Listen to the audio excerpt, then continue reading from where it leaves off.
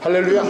네, 반갑습니다. 날씨가 매우 춥죠. 네, 금년 겨울 날씨는 이상하게 새벽까지 따뜻했다가 해 뜨면서부터 추워지는 아주 희한한 겨울을 맞고 있습니다. 하여간 영육 강건하고 또 성령 충만하기 바랍니다.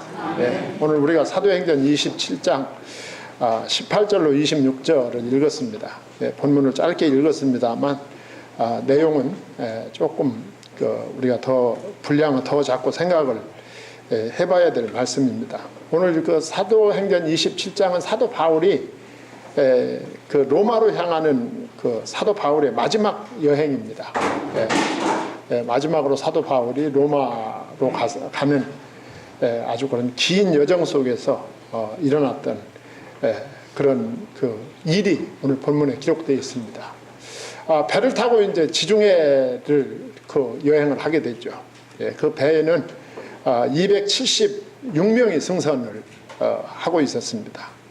그리고 그 배의 중심 인물은 우리가 생각할 때 그 배는 선장도 있고 선주도 있고 또 그 죄수들을 로마까지 그 인솔하는 인솔자 백부장도 있고 이 여러 지도자들이 있었지만 우리가 성경을 볼 때 언제나 이 두 가지 측면에서 성경을 봐야 된다는 걸 제가 여러 차례 말씀을 드렸고 또 앞으로도 계속 드리게 될 것입니다. 성경은 겉으로 나타난 역사적인 내용이 있습니다. 성경을 볼 때 사도 바울이 죄수의 신분으로 그 지중해를 건너 로마로 향하는 배를 타고 지금 지중해 안에서 지금 276명과 함께 큰 어려움을 겪고 있다. 요거는 역사적인 현상입니다. 실제로 역사 속에서 있었던 일입니다. 우리가 보통 자연인은 그것만 봅니다. 그러나 성경은 그 역사만 우리에게 보여주지는 않습니다. 그 역사를 통해서 하나님이 보여주시고 싶은 메시지가 있다 그거죠. 그 역사 이면에는 지금 사도 바울은 죄수의 신분으로 지금 로마로 가는 거예요. 왜 죄수가 됐느냐 하면 복음을 전하는 것이 죄가 됐어요. 그래가지고 재판을 받게 됩니다. 그런데 이 사도 바울에게는 로마의 시민권이 있어요. 그 로마의 시민권자는 유대 사람들이 어떻게 할 수가 없어요. 자기들 마음대로. 그래서 이 사도 바울이 체포돼 가지고 뭐라고 했느냐 하면 난 재판은 로마에 있는 가이사 황제, 시저 황제, 가이사 황제한테 나 재판 받겠다. 이렇게 말하니까 이 유대인들이 어떻게 할 수가 없는 거야. 그래서 사도 바울이 이 죄수의 신분으로 지금 로마로 압송되고 있는 것입니다. 다른 죄수들과 함께. 이게 역사적인 현실입니다. 그러나 우리가 그 이면적, 그 역사의 이면에서 보여주는 하나님의 메시지가 있다. 그게 뭐냐 하면 하나님은 이 사도 바울을 지금 사도 바울에게 복음을 들려서 로마로 보내고 있다. 그거죠. 로마로 파견하고 있는 것입니다. 요걸 볼 수 있어야 돼요. 제가 지난 주일날 말씀드렸듯이 요셉과 모세 이야기 기억나시죠? 우리가 표면적으로 보면 요셉은 형님들의 미움받아 형님들에게 팔려서 지금 노예 신분이 되어가지고 애굽으로 간 것은 역사적인 것입니다. 그것은. 그렇지만 그 이면에 역사적인 것 이면에 거기 하나님의 계획과 목적이 들어있다 그 말이죠. 아브라함과 이삭과 야곱에게 주셨던 언약을 실현하기 위해서 하나님은 지금 요셉을 애굽으로 파견시키는 거죠. 미리. 모세도 마찬가지입니다. 역사적으로 보면 모세는 2살 이하가 된 모든 히브리 남자아이는 죽이라는 바로의 명령을 받고 그 울음소리가 커서 더 이상 키울 수가 없어서 그의 어머니와 누나가 결국은 이 갈대 상자에 역청을 치러가지고 바로 공주들에게 띄워서 모세를 보내서 결국은 바로 왕의 왕자로 바로 왕궁에서 40년을 살게 됐다 하는 건 이게 역사적인 얘기입니다. 실제로 역사 속에서 있었던 얘기야. 지난주에 말씀드린 것처럼. 그러나 실제로는 하나님이 아브라함과 이삭과 야곱에게 주셨던 언약 실현을 위해서 하나님은 모세를 미리 애굽에 보냈고 애굽 중에서도 바로의 궁전 깊숙이에 하나님이 모세를 파견한 것이다. 할렐루야. 이 두 가지를 볼 수 있어야 된다. 예. 조금 어렵지만 이 두 가지가 볼 수 있어야 되고 또 봐야 되는 것입니다. 자, 그래서 오늘 또 276명이 배를 타고 지중해를 건너지만 우리가 영적으로 볼 때 그 276명 가운데 중심 인물이 누구냐? 선장이냐? 선주냐? 백부장이냐? 아니다 그 말이죠. 사도 바울이다. 사도 바울. 왜 사도 바울이냐? 지금 하나님은 사도 바울의 가슴 속에 예수님을 넣었어요. 예수님을 넣어서 이 복음을 넣어서 지금 어디로 보냅니까? 로마로 보내는 거예요. 볼 수 있기를 바랍니다. 여기 봐야 은혜가 솔솔 쏟아지는 거예요. 네. 이걸 보지 못하면 졸려요. 설교 시간에. 아유 왜 이렇게 졸릴까? 네, 하면서 요 진리가 다 보여야 된다. 예. 이 바울이 이제 사실 바울은 지중해 여행을 할 때 이 사도 바울이 이제 미항에서 과동하자.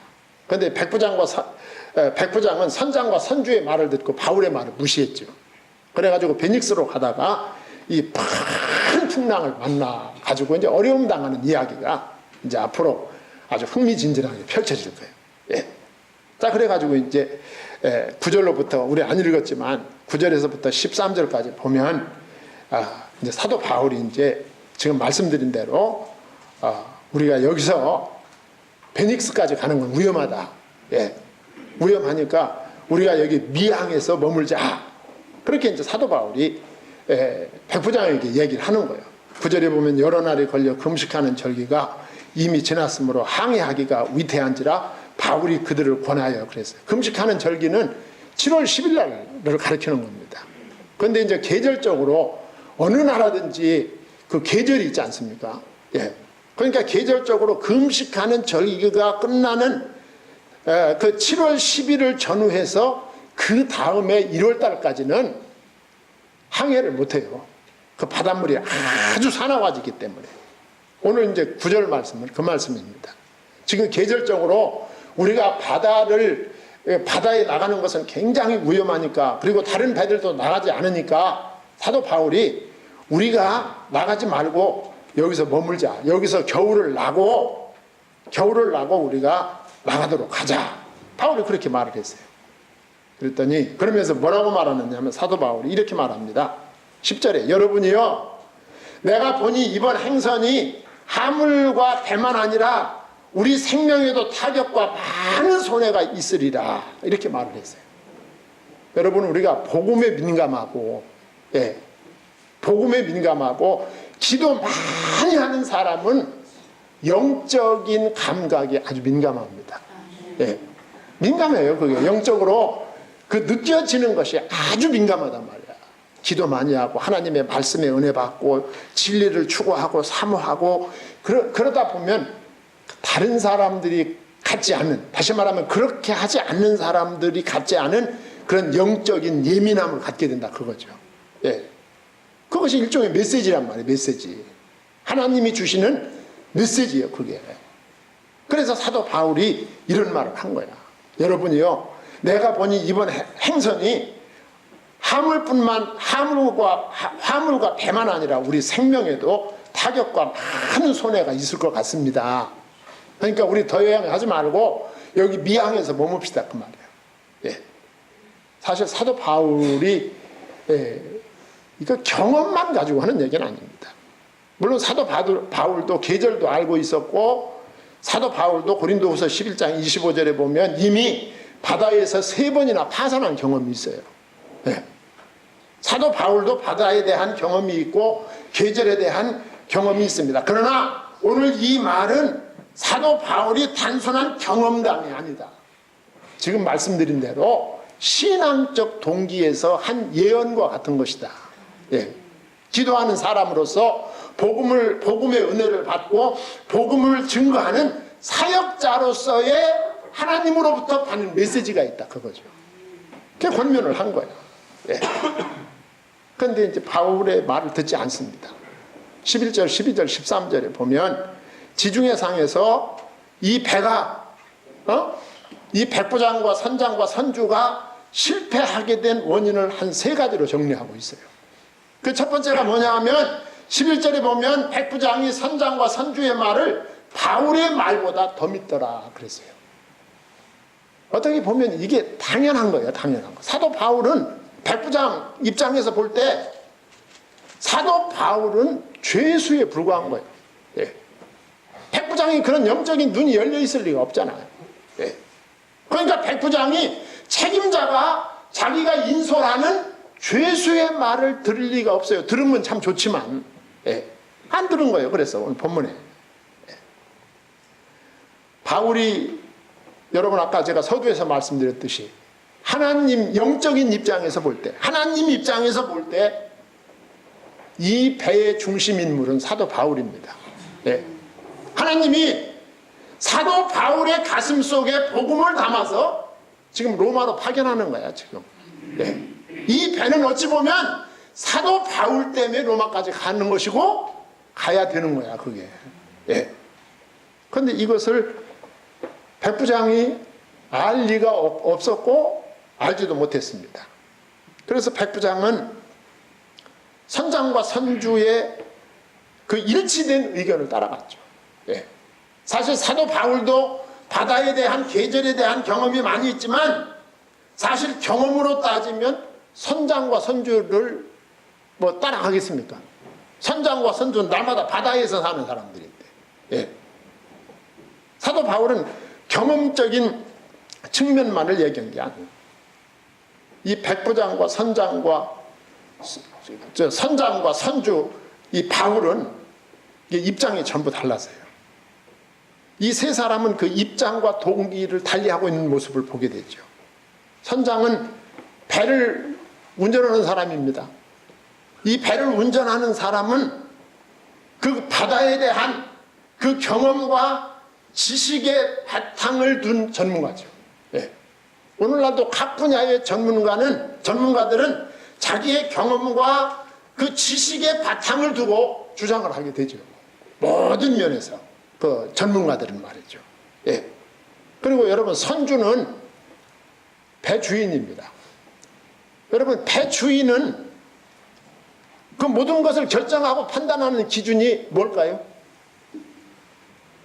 이부에 뺐는데 물어봤더니 바로 나오던데 답이. 뭘까요? 돈이죠. 선주는 돈입니다. 그의 모든 판단 기준은 돈이야. 이익이 되느냐 손해가 되느냐를 아주 민감하게 생각하며 판단하는 사람. 바울은 신앙에 입각하여 자기 의견을 진술했습니다. 입장이 다 달라요. 자, 지식과 재물의 입장이 중시되고 신앙적인 말이 무시되는 현상을 본문에서 보게 되죠. 오늘 우리가 사는 세상도 똑같습니다. 지식과 재물이 모든 것을 결정하고 판단하는 기준이 되죠. 아마 지금도 인생 항로에 있어서 이 같은 현상을 얼마든지 우리는 경험하고 또 우리가 볼 수 있습니다. 하여간 이렇게 신앙에 입각하여 이 복음을 기준으로 한 판단이 먹혀들지 않는 세상은 결국은 풍랑을 만날 수밖에 없다 라고 하는 메시지를 오늘 말씀에 담고 있는 것이죠. 그 다음에는 잠시 두 번째 그 실패의 원인은 잠시의 고통을 참지 못한 데서 비롯됩니다. 사람들은 복음을 막론하고 이 고통당하는 것을 참 부담스러워하죠. 아주 깜짝 놀라죠. 오늘 12절에 보면 그 항구가 과동하기 불편함으로 중약하고 베닉스에 가서 과동하자 하는 자가 더 많으니 그랬어요. 제가 자료에 찾아봤더니 이 미항은 이름과는 반대로 이 미항이 이름이 얼마나 줍니까? 항구 이름이 미항이야. 미항. 누구네 집 딸 이름 같잖아요. 너무너무 이 아름다운 이름을 가지고 있었어요. 그런데 이 미항이 위치한 곳은 아주 춥고 가난한 그런 촌락이었다고 합니다. 예. 그러니까 그 춥고 가난한 그 촌락이 있는 그 초라한 항구에서 한 해 겨울을 보낸다고 하는 것이 너무 고통스러운 거예요, 사람들이 볼 때. 예. 그러니까 누구도 고통스러운 것을 좋아하는 사람은 없어요. 그런데 사도 바울은 하나님께서 주시는 어떤 메시지가 있었기에 그는 여기서 그냥 머물자 그랬어요. 그런데 모든 그 배에 타고 있는 대부분의 사람들이 어디로 가기를 원했느냐 하면 베닉스라고 하는 항구로 가기를 원했어요. 예. 12절에 보시면 그 항구가 과동하기 불편하므로 베닉스에 가서 과동하자 하는 자가 더 많으니 그랬어요. 많으니. 오늘날 우리가 무슨 일을 결정할 때 대개 다수결로 하잖아요. 예. 다수결이 사실 여러분들 성경적 진리는 아닙니다. 그 다수결이 절대 진리는 아니에요. 예. 예수님을 믿고 구원받은 성경을 읽는 하나님의 자녀들은 다수결이 절대 진리가 아니라 하나님의 말씀이 절대 진리입니다. 복음이 절대 진리다. 피닉스에 가서 과동하는 자가 더 많으니 여기 이제 함정입니다. 대부분의 사람들이 사도 바울의 말을 따르지 않고 우리가 하늘 겨울을 나기에 아주 편리한 베닉스로 가자. 거기는 아주 따뜻하고 날씨도 온화하고 그 베닉스는 날씨도 온화하고 아주 번창한 그런 도시였다고 합니다. 그러니까 그 배에서 내려가지고 막 쇼핑하기도 좋고, 예. 막 우리 저 부산항처럼 막 조금만 나오면 막 먹자골목도 많고, 예. 아니 목사님 부산항 내려오면 먹자골목 많은 거 어떻게 아세요? 신문에서 봤어요, 나도. 얼마나 구경거리도 많고 그런 데서 겨울을 나야지. 이게 미항, 이게 가난하고 추운 이 항구는 이게 다 우리가 원하지 않는다. 그래가지고 그 베닉스로 가기 위해서 잠시의 고난을 피하려다가 이 사람들이 큰 손해와 고난을 자초하는 것을 볼 수가 있어요. 네. 또 하나 실패의 원인은 뭐냐면 사람을 현혹하는 고요함이 있어요. 고요함. 예. 이제 떠났어요. 막 이제 출항을 했습니다. 왜? 더 많으니까. 우리 베닉스로 가서 월동하자. 그런 사람이 더 많으니까 이제 배가 떠난 거예요. 예. 떠났는데 13절에 보면요. 남풍이 순하게 불매네. 예. 남풍이 순하게 불매. 저희가 득의한 줄 알고 닻을 감아 그레데 해변을 가까이 하고 행선하더니 그랬어요. 네. 자, 배가 떠나자마자 남풍이 쫙 순하게 불었다.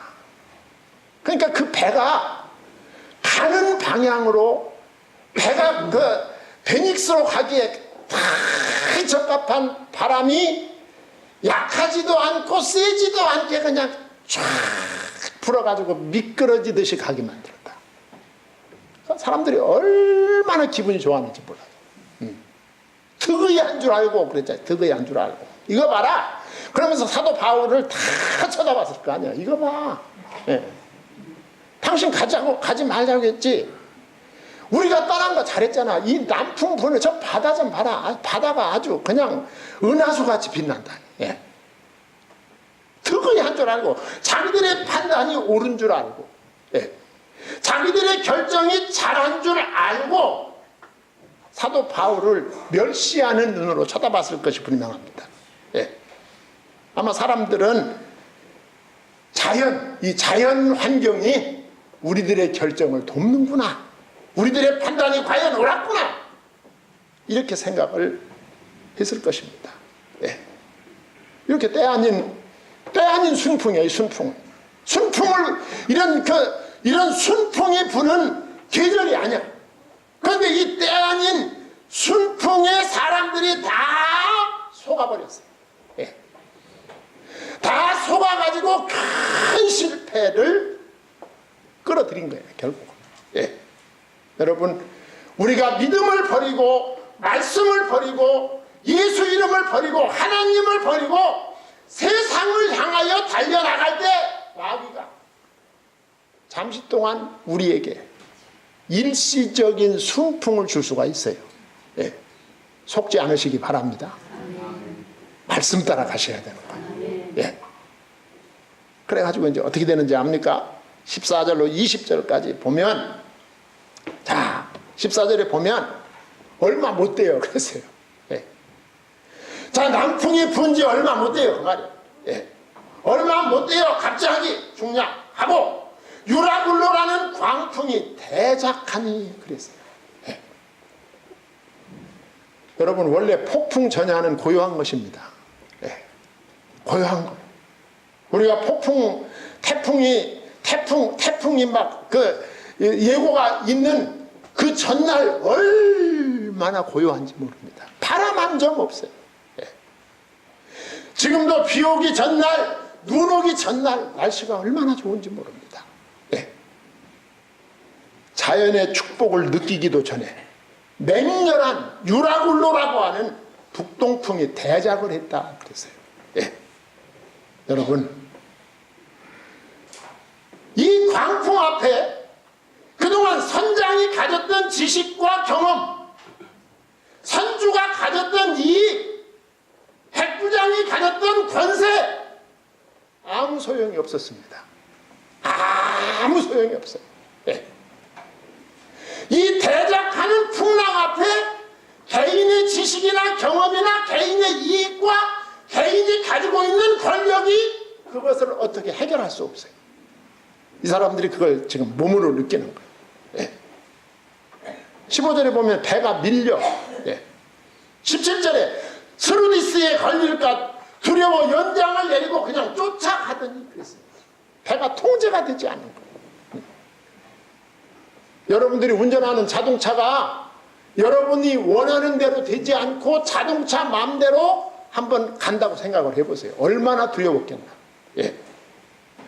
필사적으로 안전지대로 옮기려 했으나 배는 그 안전지대 은신처를 그냥 통과해버리고 말았어요. 16절. 지 마음대로 배가. 예. 성도 여러분, 불신앙은 모든 것을 잃게 만듭니다. 예. 19절에 짐을 바다에 18절에 짐을 바다에 풀어버리고 19절에 사흘째 되는 날에 배의 기구를 저희 손으로 내어버리니라. 20절에 여러 날 동안 해와 달이 보이지 아니하고 큰 풍랑이 그대로 있음에 구멍이 다 없어졌더라. 하나님의 말씀 따라 사는 것이 어떤 때 손해되는 것 같습니다. 너무 비현실적인 것 같은 생각이 들 때가 있어요. 예. 낮의 해와 밤의 별은 항해자에게 배의 위치를 가르쳐주는 소중한 역할을 하는데 해와 달과 별이 보이지 않는 며칠 동안, 무려 14일 동안 말이죠. 예. 그들은 배의 위치도 알지 못했고 식사도 못했으므로 절망 상태에다가, 정신적 절망 상태에다가 육체적으로는 완전히 탈진 상태가 돼버리고 말았어요. 예. 이는 생의 목표, 생의 목표인 하나님의 뜻, 하나님, 예수 그리스도 말씀, 복음을 잃어버린 사람이나 교회의 그림자를 보여주고 있는 거야. 네. 우리가 진리를 잊어버릴 때, 예수 그리스도의 이름을 잊어버릴 때 이런 삶을 살 수밖에 없는 것이다 라고 하는 아주 중대한 메시지를 우리에게 던져주고 있는 거죠. 예. 이 상황에서 사도 바울은 이 절박한 절체절명의 상황에서 사도 바울이 그 배 타고 있는 사람들에게 소망의 메시지를 전합니다. 할렐루야. 소망의 메시지를 전해. 소망의 메시지를 전하기 전에 사도 바울이 자기를 통해서 주신 하나님의 경고를 무시했던 사람들의 실패를 선포합니다. 21절에 여러분이야 그랬습니다. 예. 여러분 사도 바울 배 타고 그냥 고요한 바다를 갈 때 사도 바울 말 들었습니까? 안 들었죠. 예. 그러니까 하나님께서 열 나흘 동안을 그냥 배에다 놓고 흔들어 버린 거예요. 그냥. 예. 아무도 실감 못 하네요. 열 나흘 동안 막 흔들면서 자기들이 가지고 있던 그 생명같이 아끼던 그 모든 그 재물, 모든 화물을 갖다가 자기들 생명 살려고 배의 무게를 줄이기 위해서 바다에다가 다 던져버린 거예요. 예. 열 나흘 동안 밥도 못 먹고 토악질만 한 거야, 계속해서. 한번 상상이 됩니까? 그 몰골? 예. 눈이 다 초점이 없어져 버린 거예요, 눈이. 생명만 걸려서 깔딱깔딱 하는 거예요. 예. 자, 보세요. 그들을 향하여 사도 바울이 여러분이여 내 말을 듣고 중간 약하고 시간 없으니까 타격과 손상을 면하였다면 좋을 뻔하였느니라 이 말 했을 때 어떤 기분이었을지 한번 생각하시죠? 이제는 하나님이 이 상황을 사도 바울이 무슨 말을 해도 들을 수밖에 없는 상황을 만들어 놨어요. 하나님께서. 의미를 아시겠죠? 하나님이 사도 바울이 무슨 말을 해도 이제 들어야 돼. 이제 들어야 돼. 거기 반발할 힘도 없고, 예. 그래서 사도 바울이 전하는 그 하나님의 말씀, 사도 바울이 전하는 그 메시지를 듣지 않은 결과에 그 처참함을 자기들이 아주 몸으로 깨달은 거예요. 몸으로. 들을 수밖에 없는 상황을 만들어 놨어요. 예. 바울이 전하는 말을 믿고 따라야 육적 생명뿐만 아니라 영적 생명까지도 타격과 손상을 면할 수 있었을 거 아닙니까? 이게 지금 사도 바울이 이 말 하는 거예요. 예. 그러면서 사도 바울이 22절에 하나님의 약속을 선포합니다. 예. 내가 너희에게 권하노니 이제는 안심하라. 너희 중 아무도 생명에는 아무런 손상이 없겠고 오직 배뿐이리라 그랬어요. 이 말 들었을 때 얼마나 위로가 되었을까요? 예. 우리가 그렇게 못된 짓을 했는데도 죽지는 않겠구나. 예. 안 믿을 수가 없어요. 사도 바울을 통해서 주시는 하나님의 말씀을 안 믿을 수가 없는 상황이 됐다니까. 예. 우리 성도님들도 여기까지 가기 전에 은혜 받으시면 좋아요. 예. 제가 우리끼리니까 얘기 조용히 해드립니다. 예. 여기까지 가기 전. 예. 그러면서 23절로 26절까지 보면 자, 우리의 소망의 근거가 어디 있음을 밝히는 거예요. 예. 소망의 근거는 살아계신 하나님이시다. 그걸 보여주는 거죠. 예. 하나님은 어떤 환경에도 살아계시고 섬김을 받으시는 분이시다. 나의 섬기는 하나님의 사자가 어젯밤에 내 곁에 서서 말하되 그랬어요. 여러분 이 난리 중에 사도 바울은 무엇을 했을 것 같습니까? 아이고 어떻게 다 잘하시네 보지도 않고 기도했을 것이 틀림이 없어요. 예. 이런 상황에서 살아계시고 나와 함께 계신 하나님을 믿는 사람은 기도밖에 할 것이 없어요. 예. 이런 상황에서 기도밖에 할 것이 없는 다른 거 뭘 합니까? 예. 막 그 풍랑이 대작하는데 거기서 사도 바울이 뭘 합니까? 거기서 예. 할 게 아무것도 없어요. 뭐밖에? 기도밖에 없어요. 기도밖에. 사도 바울이 얼마나 간절히 기도했겠어요. 예.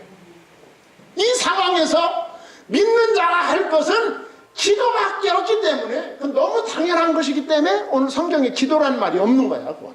예. 하늘의 해와 별은 보이지 않았지만 사도 바울의 마음속에 있는 진리의 빛, 복음의 빛은 반짝이고 있었던 거예요. 하나님은 살아계시다. 예. 살아계신 하나님은 예수 그리스도의 복음, 이 생명의 복음을 로마에 전하기를 원하신다. 이 사실을 사도 바울은 알고 있죠. 그래서 그 구원의 징조가 밖에는 없었어요. 그렇지만 그 구원의 징조가 사도 바울의 마음속에서 일어난 겁니다. 우리 하나님은 관념의 몸은 사색도 전강에 가야 만나는 우상도 아니었어요. 어떤 환경에서도 같이 계시고 섬김을 받으시는 살아계신 분이시다 라고 하는 걸 보여주는 거예요. 네. 그러면서 사도 바울에게 하나님이 말씀을 하셨어요. 24절에 바울아 두려워 말라.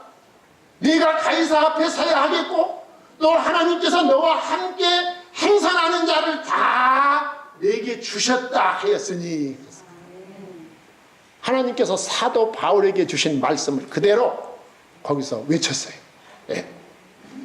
자, 가이사 앞에 서야 하는 것은 이미 주신 말씀에 대한 재확인입니다. 자, 그러면서 주신 말씀이 하나님께서 너와 함께 행선하는 자를 다 내게 주셨다. 배에 있는 모든 생명을 누구에게 맡겼다는 거예요? 바울에게 맡겼다. 너와 행선하는 자를 다 내게 주셨다. 이 배의 주인은 백부장도 아니고, 이 배의 주인은 선주나 선장도 아니고, 이 배의 주인은 그 가슴에 예수님의 생명을 품은 사도 바울이었다. 아멘. 믿기를 바랍니다. 아멘. 사도 바울 때문에 이 배가 로마로 가는 거예요. 네. 바울에게는 로마와 가이사에게 전해야 할 생명의 복음이 있었기 때문에, 예. 그 복음을 간직한 그리스도인은 세상에서 생명을 맡은 주인공들임을 믿으셔야 돼요. 아멘. 네. 여러분과 제가 생명의 복음, 예수 이름을 간직하고 있다. 그러면 하나님은 우리에게 여러분 주변 사람의 생명을 맡기신 것입니다. 예. 바울이 25절과 26절에 보면 확신에 찬 격려를 합니다. 위험에 처한 사람들에게 아마 이보다 더한 격려는 없을 거예요. 그러므로 여러분이 안심하라. 나는 내게 말씀하신 그대로 되리라고 하나님을 믿노라. 그래서 네. 이 사람들은 사도 바울이 전한 하나님의 말씀을 그대로 다 들었어요. 들을 수밖에 없는 거야 이제. 네. 들을 수밖에. 바울의 환상이 확실한 것임을 보여주죠. 26절에 그러나 우리가 한 섬에 걸리리라 하더라. 그랬어요. 네. 이 말 하자마자 얼마 안 있다가 육지가 보이잖아요. 무슨 섬? 멜리데 섬에 도착하게 되죠. 네. 이것은 가이사에게 재판받으러 가는 죄수의 말이 아닙니다. 우리가 한 섬에 걸리리라. 나는 내게 말씀하신 그대로 되리라. 나는 하나님을 믿노라. 이게 죄수가 할 말입니까? 유사일에 이런 말을 한 죄수는 없어요. 네. 로마 황제에게 로마에 전할 복음을 가진 그리스도인 자신만이 할 수 있는 권면입니다. 예. 이게 하나님이 파선을 통해서 주신 생명의 메시지입니다. 파선의 시련이 모든 사람들로 하여금 하나님의 약속을 믿을 수밖에 없도록 만드셨다. 여기에서부터 사람들은 하나님의 말씀을 들어야 할 것이다. 성도 여러분, 여러분에게 닥치는 어려운 현실이 여러분이 하나님을 만날 수 있는 하나님이 가장 가까이 계신 현실일 수도 있습니다. 기도함으로 만날 수 있기를 바랍니다. 네, 하나님 아버지, 하나님의 은혜와 사랑을 감사드립니다.